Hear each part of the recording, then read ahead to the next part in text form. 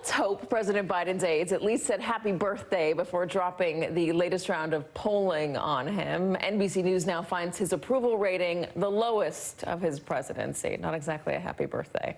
Joining us now, NBC News national political correspondent Steve Kornacki. So why, Steve? Why did it drop down yet again, and where does he currently stand? Yeah, probably one big cause of this, but it is part of a pattern we've seen throughout the year. Where he currently stands is a 40% job approval rating, nearly 60%. 57 now say they disapprove of the president's handling of his job. To put this in the big picture context, go back to the start of this year, January of this year. Remember, Biden and his party were coming off a very strong midterm in 2022. He was up at 46 approve, 50 disapprove, and this year, through a series of events, a series of developments, he's fallen down to 40. That is the lowest we've measured him at during his presidency.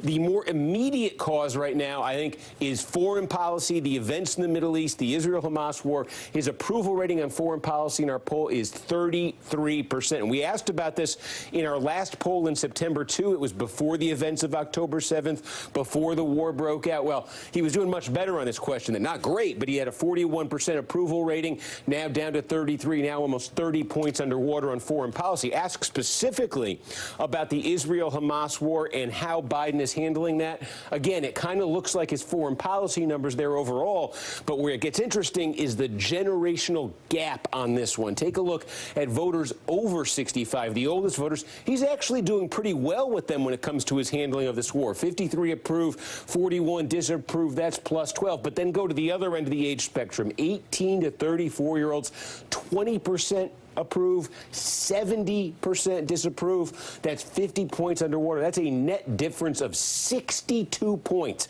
between the youngest and the oldest voters on the question of Biden and this war and how he's handled it. And what that does add up to when you take a look at our poll, and we match Biden against Trump. We have Trump at 46, Biden at 44.